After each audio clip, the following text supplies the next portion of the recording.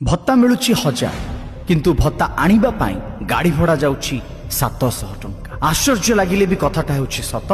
पूर्वर भत्ता टंका को नहीं गोटे वीडियो बनैथिले हेले एबे आउ गोटे उदाहरण सी भी अलग रूप में वीडियोटी शेयर करंतु। सरकारंकर एई सेवाटी साधारण जनसाधारण पाखरे पहुंचाइबा पाई बा सरल उपाय रे लोकंक पाखरे पहुंचाइबा पाई सरकारंक पाखरे गोटे रिक्वेस्ट पहुंचांतु। घटनाटी होची गजपति जिला मोहना ब्लॉक सिकुलीपदर अंचल दला सिंह गाँव में सेमाने रुहंती। स्वामी बयस 75 वर्ष और स्त्री बयस 70 वर्ष। ई दंपति दुई जन जेतेबेले भत्ता टंका पई 50 किलोमीटर टेम्पू भड़ा दे जाती सेतेबेले 1000 टंका तांकु जदिबा भत्ता मिलुची टेम्पू भड़ारे तांकर 700 टंका जाउची। चम धुड़ु धुड़ु हेई गलानी आखि को ठीक से देखा जेउनी। किछि वर्ष पूर्व जन्म कला पुअर देहांत होईछि हेले तथापि साधारण पेट दीचा खंडक पई आज भत्ता टंका तांको पई एक प्रकार बाधक साजिछि। भत्ता टंका कहा मोरे हस फुटाउछि तो सेई भत्ता टंका एई दुई जन स्वामी स्त्री बा दंपति को कष्ट बा बोझ उपरे ललिता बिड़ा साजिछि। मंगला मल्लिक एवं जम्बू मल्लिक एई स्वामी स्त्री दुई जनकर कहानी आज सरकार को निहाती भाबरे